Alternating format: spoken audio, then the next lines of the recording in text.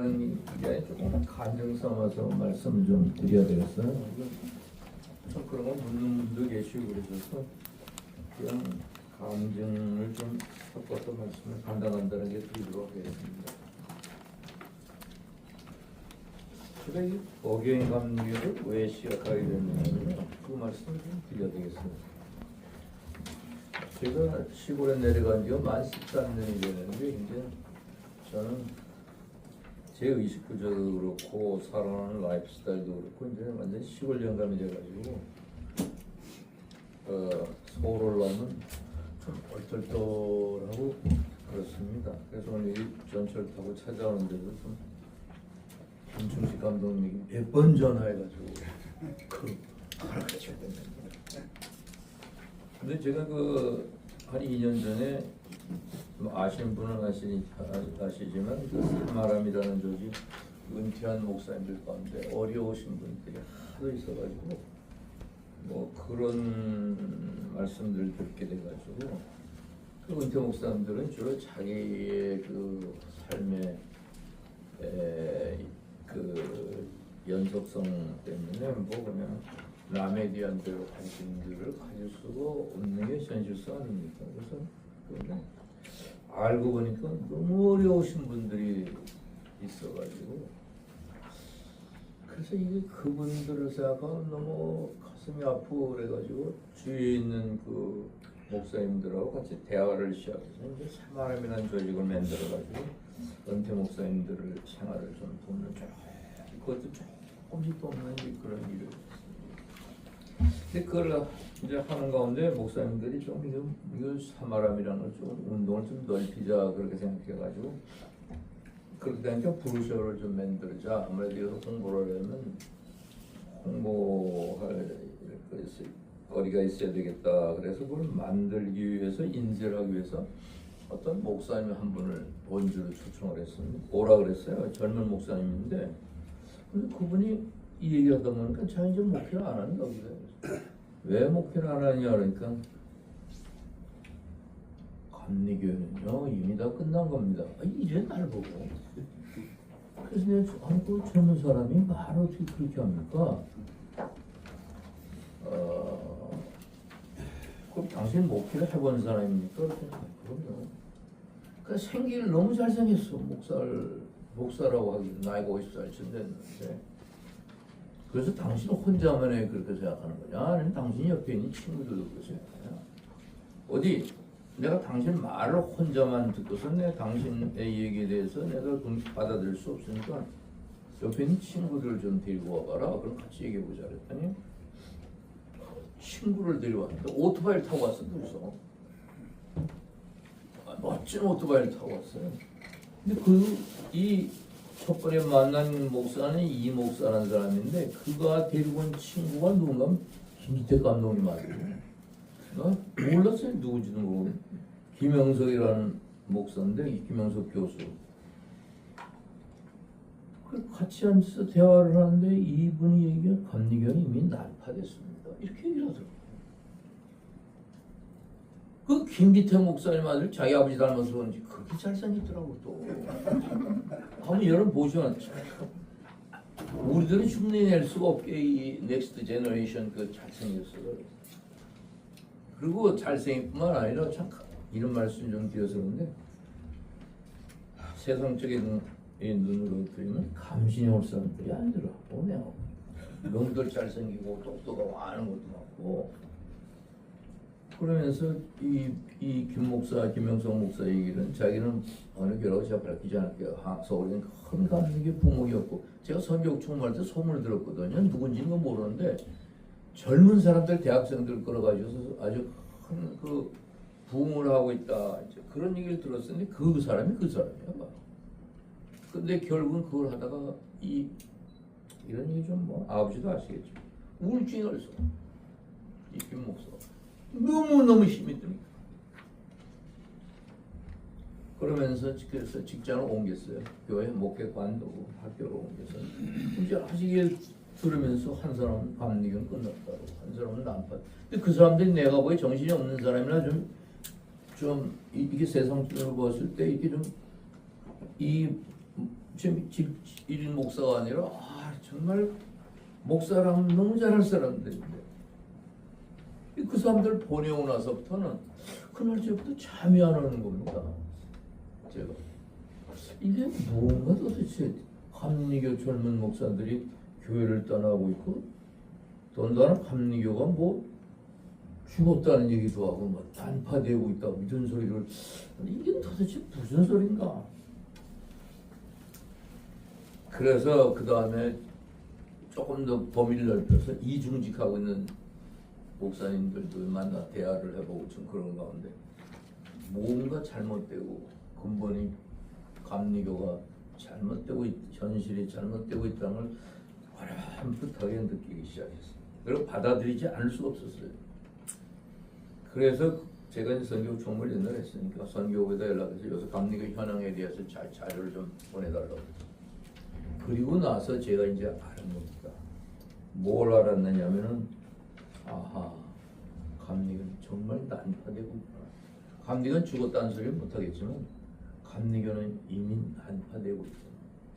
배로 따지면 구멍이 뻥뻥 뚫려가지고 물이 다 올라차가지고 감리교는 속도가 빠르게 주저앉고 있구나 하는 것을 알게 됐습니다. 그러고 나가지고는 그 사실을 제가 알고 나서부터는 용서하십시오. 잠을 못 자겠는 거야. 나는 시골에 있는 은퇴 목사가 아무 나하고는 관계없는 건데 잠을 못 자겠는 거야. 잠이 안 와요. 누구하고 얘기할 사람도 없고 감리교가 이렇게 됐는데 제가 지난번에 마사에서 감독총회 때 가서 말씀을 그때는 대략을 드렸는데 감리교가요 지난 한 10여 년간 얼마나 주저앉았냐면 감리교의 통계적으로는 한 28%, 한 30%가 주저앉았는데 근데 여러분도 아시다시피 우리가 이 교회의 숫자라는 게 이게 정확지 않지 않습니까? 항상 뭔가를 보태서 이렇게 그렇게 생각을 하니까 한국 감리교가 실제로는 한 40% 감독님 하실 때가 김진호 감독님 하실 때 감리교가 제일 올라갔을 텐데 그때 160만 좀 넘었습니다. 실제로는 속으로 생각하기에 80만 남은 게 80만이라 전 그렇게 생각했는데 실제로 나중에 이 현장에 있는 목사들은 어떻게 얘기하면 80만도 안 돼요 목사님. 그죠? 어떤 사람은 50만 정도 전 그렇게 생각합니다. 근데 그거 잠이 안 오는 게 괜찮은데 이게 참 목사님들 앞에서 이게 제가 좀 부끄러운 얘기인데 간증사가 아쉽다. 눈물이 자꾸 나오기 시작하는 거예요. 밤만 돼요. 잠 안 오는 건 괜찮은데 자꾸 눈물이 나는 거예요. 나한테 통곡도 되는 거야. 혼자서 다 와이프 잠들면 혼자 했지만 혼자 나가서 통곡하는 거야. 난 그거 왜 내가 통곡해야 되는지 잘 이유도 잘 모르는데 감리교를 생각하면 통곡이 막 나. 용서해주십시오. 어젯밤에도 그렇게 눈물이 나와 통곡이 나. 하나님의 교회가 죽어가고 없을 주저앉고 있고 그러는 참 이기적인 생각도 들더라고요. 아니 내가 자라나왔다나 평생 동안 50년을 목사 노릇하고 이 감리교단이라는 데서 이렇게 여기서 먹고 살고 다 했는데 나는 뭐 헛개비를 보고 살았는 거야. 이때까지 사는 게 뭐 헛개비를 보고 살은 거네. 하나님이 살아있다. 뭐 예수는 부활했다. 그거 다 거짓말인가. 난 내 인생이 너무 불쌍하더라고. 허무하고 내 인생이. 목사 안 하고 살았으면 딴 데 가서 더 재밌게 잘 살 수도 있었는데 목사 하느라고 그래서 뭐 이거 하지 마라 저거 하지 마라 고생만 즉수하게 하고 마누라 고생만 시키고 뭐 저야 참 잘 살았지만 시골에서 목회하고 그런 목사님 하여튼 이게 억울하더라고 사는 게. 내가 사는 게 인생이라는 게. 그래서 그때 깨달았는데 감리교는 암 말기 환자라는 걸 제가 알았어요. 암 말기 환자. 암 말기 환자는 여러분 잘 모를 때가 있어요. 나 옛날에 고수철이 죽을 때 친구 고수철이 죽을 때 그렇게 세상을 떠나더라고. 저희가 암말기인지도 모르고 있었던 거예요. 좀 뭐 아프니까 좀 그랬는데 가서 병원 가서 까보니까 암말기가 돼서 그럼 조금 밖에 못 살고 불편했어요. 고시소리가. 감기가 지금 암에 걸려 있어요. 제가 뒤져보니까. 여러분 지난번에 제가 감독님들 앞에서는 말씀을 드렸지만은 우리 교인 수가 우리가 교인 수가 얼마가 12년간 줄었냐면 아까도 말씀드렸지만 28%가 줄어서 2012년도부터 2023년도까지 교인 수가 50만이 없어졌어요. 그런데 심각한 문제는 뭔가 하면 2010년도쯤에는 10만 명이 줄어들 때 그 시간이 2년, 3년 이렇게 걸렸는데 지금은 20년도 후반엔 10만 명이 없어지는데 1년 내지 1년 2, 3개월은 없어질 거예요. 지금 없어지고 있어요. 현재 지금.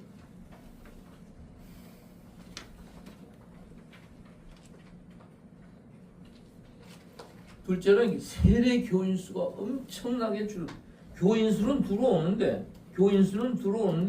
세례 교인 수는 엄청나게 줄어들고 있는 거예요. 교인 수는 28% 줄었는데 세례 교인 수는 35% 정도가 줄어들었어요. 그 얘기는 뭐냐면 교회가 슬쩍 나오긴 나오는데 세례는 안 받겠다는 거예요. 그냥 교회는 나가본다 이거. 그 답 잡지 못하는 거예요. 세 번째는 입교인 감소세. 교인 수는 아까도 말씀드린 30%는 줄었는데 입교인 감소 수는 50%입니다. 그래서 교인 그러니까 헌금인이 뭐 큰 교회나 좀 그런 교회는 상관없어요. 지금도 큰 교회들은 작은 교회 문 닫은 작은 교회에서 다 슬슬 옮겨가기 때문에 별 상관이 없어요. 그래서 큰 교회 목사들이 생각할 때는 뭐 괜찮은데 코로나 이후에도 그렇게 생각하게 될 수밖에 없어요. 현장이 그러니까. 네 번째는 교회 행정력. 지방수가 옛날에는 지방수가 2012년도에는 지방수가 223개였는데 작년 2023년도에는 지방수가 230개로 불어났습니다. 지방수가 더 불어났어요. 한번 생각해보세요. 교인수는 30% 줄었는데 지방수는 더 늘었어. 지방수가. 그러니까 겉만 있는 거예요. 이 껍데기가 이게 개척교회도 약하지만 지방도 다 이 소리 없이 다섯 번째는 이게 참 이를 쓸 수 없는 일인데 교육자 수의 증가입니다. 교육자 수가 교인 수는 30% 감소했는데 교육자 수는 얼마가 됐나요? 28%가 증가했어. 교육자 수가. 여기서 우리가 잊지 말아야 될 것은 젊은 목사들의 고통의 현장입니다. 젊은 목사들이 교회를 왜 떠나는가? 생각해보세요. 이 젊은 목사들이 요새 와서는 우리가 이제 여러 가지 그 교회가 왜 주저앉는가 제가 지난 기독교 세계 이번에 썼을 때 그 이유가 교회가 한국교가 줄어들 수밖에 없는 그 이유를 여러 가지 했습니다만 어쨌든 간에 젊은 교육자들의 고통이 어마어마한 거예요. 지금 먹을 게 없었어. 근데 제가 알고 있는 정신과 의사 한 분이 이런 얘기를 하더라고요. 자기가 병원에 오시는 환자 가운데 제일 많은 직업군이 젊은 목사의 부인이라. 젊은 목사의 부인. 젊은 목사 부인들이 요새 무슨 일하고 사는지 압니까? 내가 여기서 얘기를 안 하겠어요. 젊은 목사 부인들이 나가서 무슨 일까지 하시는 줄 아십니까? 우리 생각할 때는 꾸준히 식당 뒤에 가서 뭐 그릇이나 닦고 그저 그 정도 일을 할 것이다라고 생각하면 그 정도가 문제가 아니에요. 지금 젊은 목사들의 부인이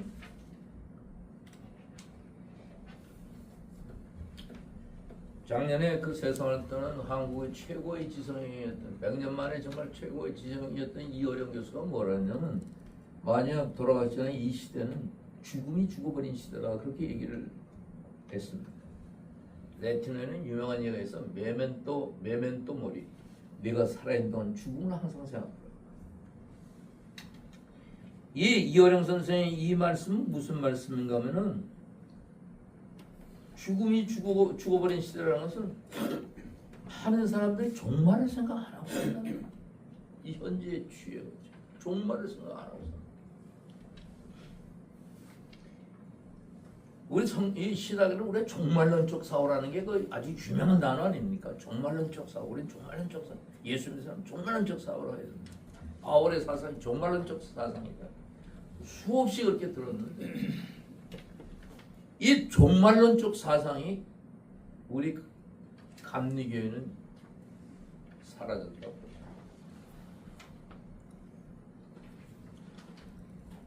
여러분이 그 기독교 서호에서 나온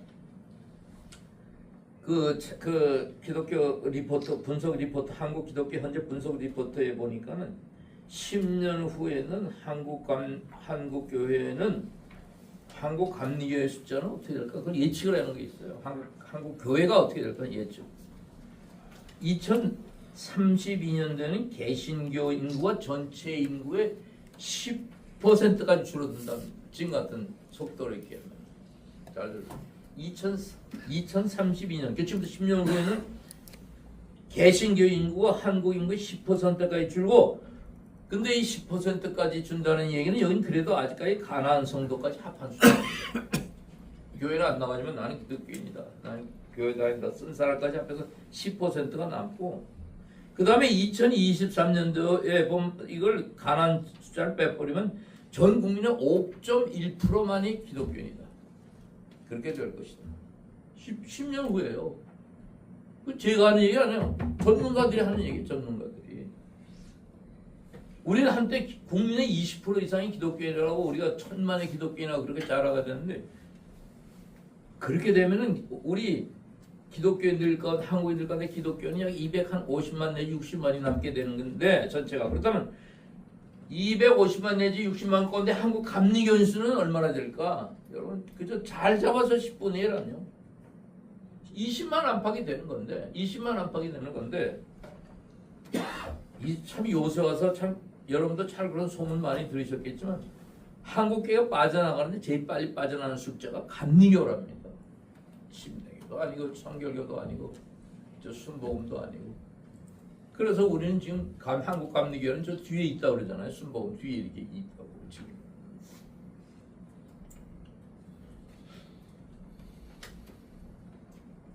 저는 그저 옛날 선교 종로할 때인데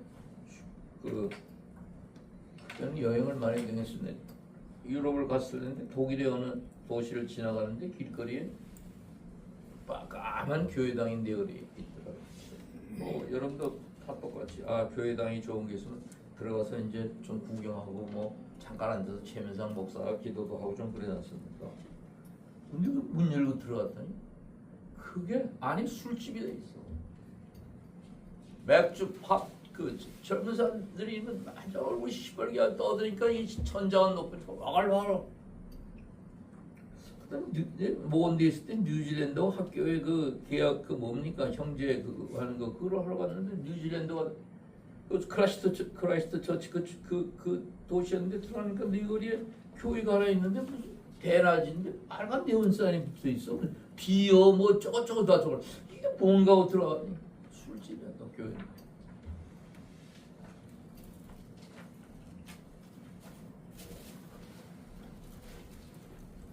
여러분 오늘 제가 제 책을 사람의 인간의 변화라는 그런 책을 보는 이런 게 있더라고요.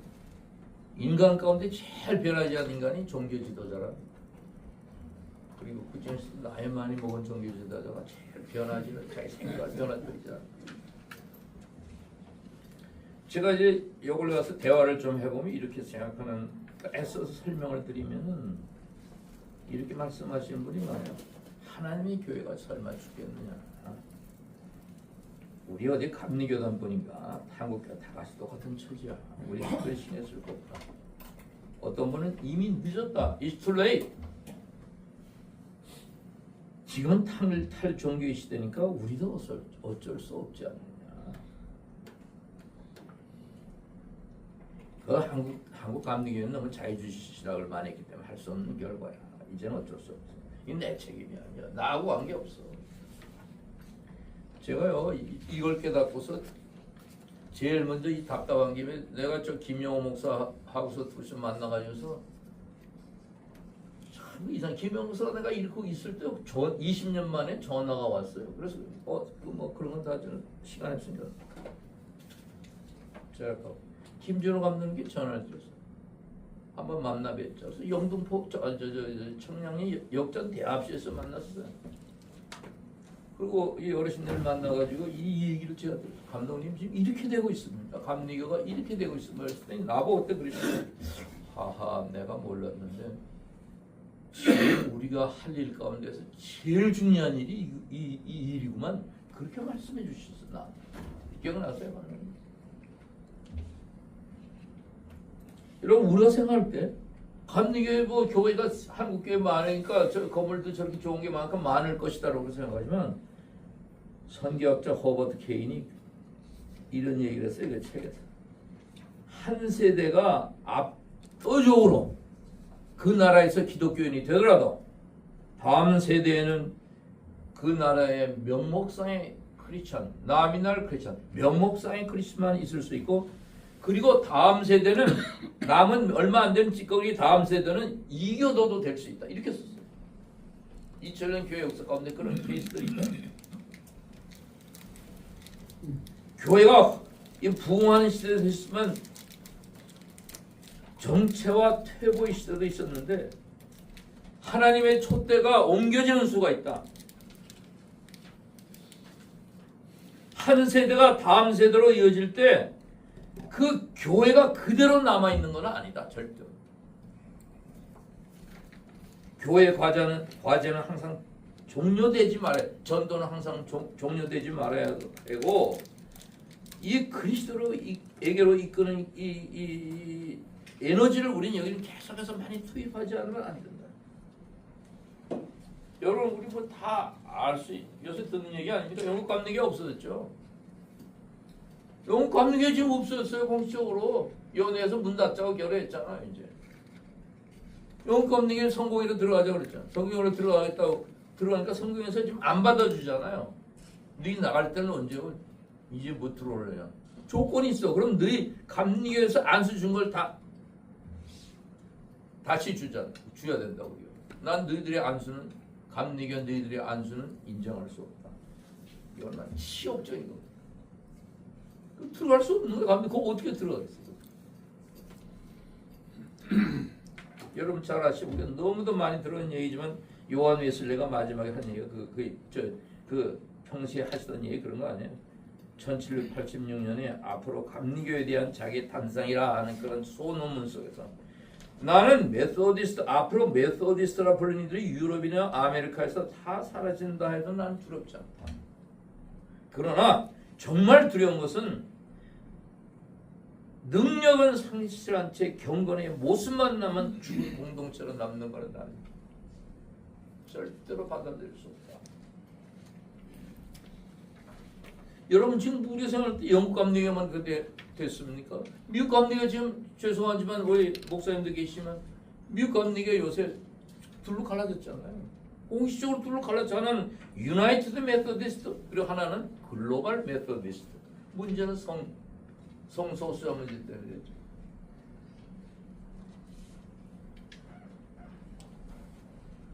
영국 가면 클레먼트 첫번한 디미할 때는 클레먼트 선생님께서 그래서 몇 년 전에 그 모건디에 있을 때 클레먼트를 우연히 방문하게 됐는데 가봤더니 클레먼트 캠퍼스 내에 불상이 있더라고. 조그만 불상도 여기저기서 있더라고. 근데 그 깜짝 놀라서 이게 어떻게 된 거냐 그랬더니 동양 정보를 공부하기 때문에 불상들이 그 캠퍼스 내에. 그래서 총장을 만나러 갔다 안 만났습니다. 화가 나가지고.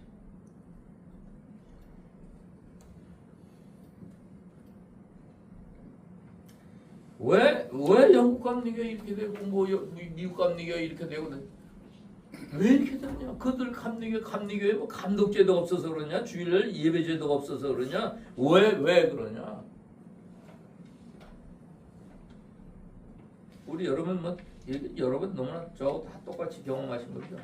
첫 번에 우리가 먼로로 영국 방문했을 때 감리교 뭐 요한 웨슬리 발자국 쫓아서 가자고 했더니 그 가이드가 여기는 옛날 요 웨슬리가 태어난 집입니다. 뭐 기도하던 것입니다. 뭐 옛날에 초대 감리교들이 모여서 뭐 그런 얘기하다 저 런던 시내 본부가 건물이 이 감리교 본부인데요. 이거 팔렸어요.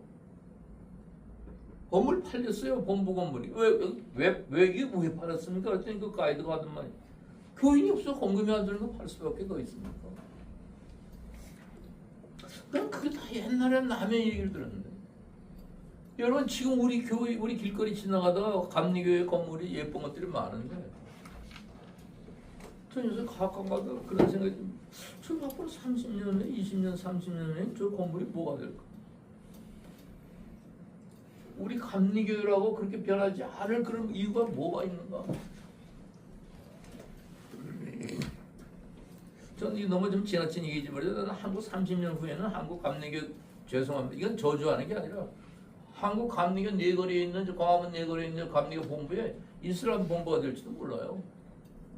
이슬람 본부가 될지도 몰라요. 지금 이상 구라파가 다 이렇게 변하고 있지 않습니까? 이스라엘 사람들이 이렇게 저렇게 저 중동 사람 이스라엘 본부가 아니라 이슬람 여기서 다 이렇게 지금 주소 들어가고 있잖아요. 지금 구라파 같은 데 전부 다 들어와서.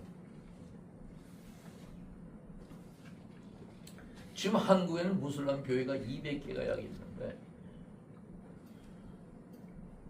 사원이 큰 사원이 17개가 있고 기도처가 약 180개가 있습니다. 그래서 우리가 이거는 조그만 교회당까지 하면 200개가 있습니다. 이런 무슬람 무섭다 그러잖아요. 와서 돈 왕창 가지고 와서 처녀하고 결혼하고서 애 낳고서 그냥 갚아린다 하잖아요. 이 다음 다시 찾고 그렇게 하는데 사우디아라비아에서도 그렇게 한다고 한국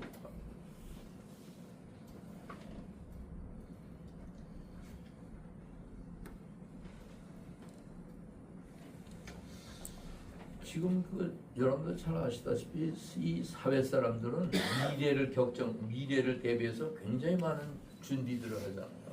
우리가 제일 쉽게 보는 건 맨날 드는 기후 변화의 문제. 이 기후 변화의 문제가 해서 뭐 학교에서 얼마나 많이 그 문제 가지고 얘기를 합니까? 뭐 트럼프는 거기서 탈퇴했다, 뭐 했다, 뭐 지금 저기 해수면이 올라가고 있다, 뭐 지금 곳곳에 불이 나고 있다. 어제도 하는 미국의 중서부에 폭풍이 불어가지고 15명인가 죽었다 했죠, 미국에. 근데 이런 일들은 과거에 없던 겁니다. 기후변화 때문에 지금 일어나는 문제들인데 기후변화가 일어나면 이건 분명히 식량 문제가 일어나고 식량 문제가 일어나면 분명히 전쟁이 일어나고 세상 핵전쟁하고 말 것이다. 그렇게 예측들 해가지고 미래학자들이 이거 우리가 지금 이렇게 하자 저렇게 하자 굉장히 많이 지금 준비들 하고 있지 않습니까? 이 사회에서는. 조금 구체적인 예를 들면 미국 국방부 같은 데서도요 군대 배치 문제, 이 무기 개발하는 문제, 뭐 여러 가지 그런 걸 다 다시 하고 있지 않습니까 지금? 이 기후 변화 때문에 우리나라 때는 중국하고 대만하고 싸움만 하면 준비하는 줄 알지만 아니죠. 그보다 훨씬 더 많은 예산을 투입해가지고 미래를 준비하는 겁니다. 어떻게 하지 이 군인이 승리하는 군인이 될까? 여러분 뉴욕 같은 데도요 이미 해수면이 올라가지고 해수면 이 바닷물이 우리나라에 여러분 아세요? 우리나라는 정부는 발표 안 하고 있죠. 우리나라에도 해수면이 높아져 가지고 저 강원도 땅 이 해변 동해 그리고 이 남해이렇게 해가지고서 이 작은 모래사장이 약 300개가 없어졌다. 해수면 때문에 해수면. 앞으로 지금 예측하는 건 50년 정도 되면은 해수면이 올라가는 거 훨씬 더 빨리 이렇게 오겠죠. 그럼 인천 같은 건 다 사라지죠. 그런 게.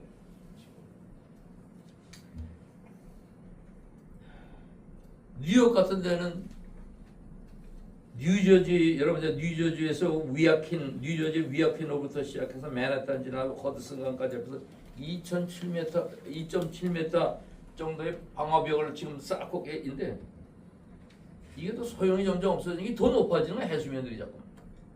플로리다주는 굉장히 해수면 때문에 문제가 세계 모든 부자들이 그래서 플로리다의 해변가에 집 짓고 야단인데 이게 해수면이 자기들이 그걸 미리 예측을 하고서 지금 방어벽을 다 쌓고 있는데도 이게 방어벽까지 되지 않는 거 어찌 할 줄 모르는 게 말들은 못하고 있죠. 여러분 베네치아에 저는 여행을 옛날에 많이 하게 되니까 이제 방학 때 되면 그 여행을 할 때 용서하십시오. 저는 그 크루즈를 많이 탔는데 다른 데 생각할 때 크루즈 우리나라 사람들 할 때는 크루즈가 이제 비싸다 생각하는데 해상 여행하는 것보다 잘만 알면 3분의 1밖에 안 들어요. 여러분 크루즈 가고 싶으면 저한테 방법을 가르쳐 드릴게요. 3분의 1밖에 싸게 왔다 여행이. 베네치아 이제는 베네치아 같은 데는 이게 못 들어가요. 배가 왜냐면 해수면 돼. 해수면 무지. 베네치아는 지금 모세 산업이라는 걸 만들어 가지고 40년서부터 그 해수면을 막기 시작해서 하는 작업들을 하고 있는데 그게 자기들이 예측했던 거 너무 빨리 찾아온 거야 이게 해수면 상승. 여러분 며칠 전에 너무 웃기는 얘기를 신문에서 읽지 않았습니까? 푸틴 얘기요. 푸틴 얘기. 아니 푸틴 대통령이 이번에 국방장관을 가르면서 국방장관에 별자리 5개 군인을 세우지 않고 누굴 세웠다는 거예요? 경제인을 세웠다는 거 아니에요? 국방부 장관에. 여러분 생각해보세요. 푸틴이 미친 사람입니까? 아니 우크라이나하고 싸움하면서 글쎄 그 국방장관을 이번에 교체했는데 경제인을 뽑아놨어요. 경제인. 뭘 의미하는 겁니까? 푸틴이.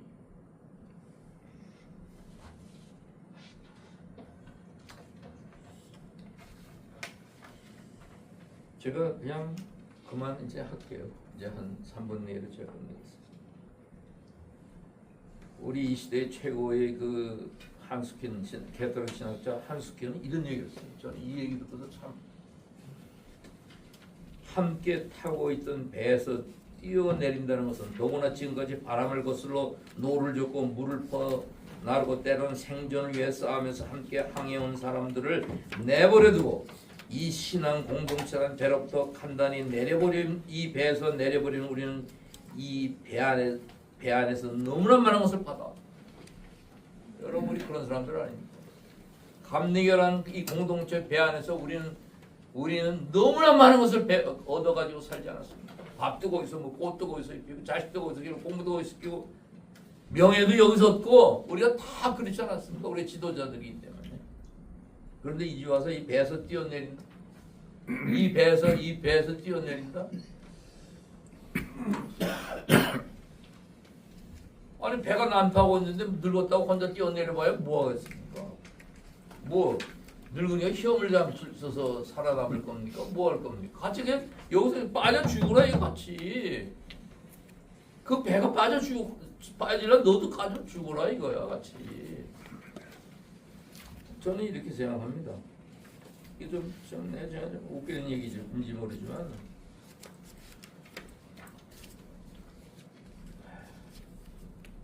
우리가 더 살아서 뭐합니까? 각 목사님들한테 좀 여쭤보고 우리가 더 몇 년 앞으로 살아 5년 10년 너 나이 먹고 살아서 뭐합니까? 밥 먹고 뭐 좋은 뭐 찾아다니고 구경거리 좋은 거 찾아다니고 뭐 친구 만나서 커피 조금 마시고 뭐 그래서 뭐합니까?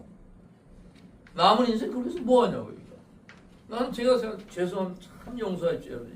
감히 어르신들 앞에서는 남은 인생 얼마 남지 않았지만 이 죽어가는 난파선을 우리가 그래도 같이 붙들고 죽기라는 흉내라도 내야 되지 않겠습니까? 저는 그래서 뭐 할 일이 뭐 있습니까? 이렇게 숨쉬고 아침에 깨어나서 숨쉬고 뭐 사람 만나고 뭐하고 뭐 중요한 일이 많지만 하나님의 교회 감리교회가 이게 주저앉고 죽어가고 있는데 뭐 이렇게 중요합니까? 난 그 참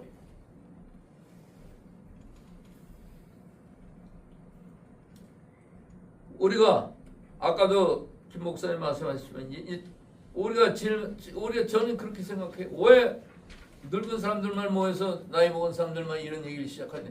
그렇게 할 수밖에 없어요. 지금은 상황이 점점 이제 현장에 있는 목사, 성장에 있는 목사들의 설명을 하기 시작하려고 이제 점점 그런 프로세스를 밟아가야 되겠죠. 오늘 여기 최태수 목사가 영등포 중앙교회 감독 출마하지 마시오. 목회나 열심히 앞으로.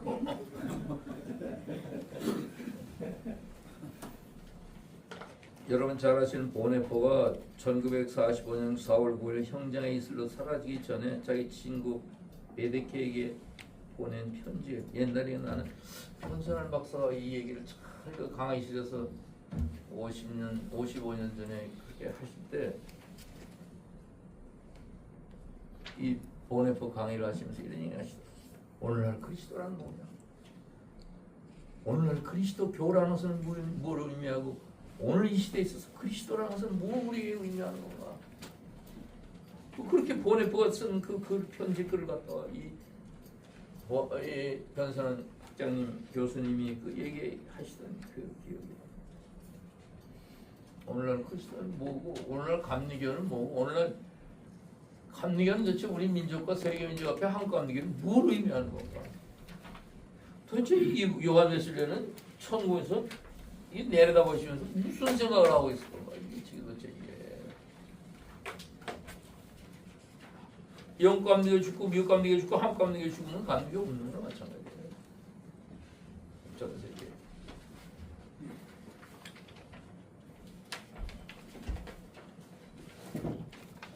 그래서 말씀드리고 싶은 게 이제 앞으로 저희들은 개인 이제 저는 그렇게 생각해요. 일반적으로 generally speaking 일반적으로 얘기하면은 이제는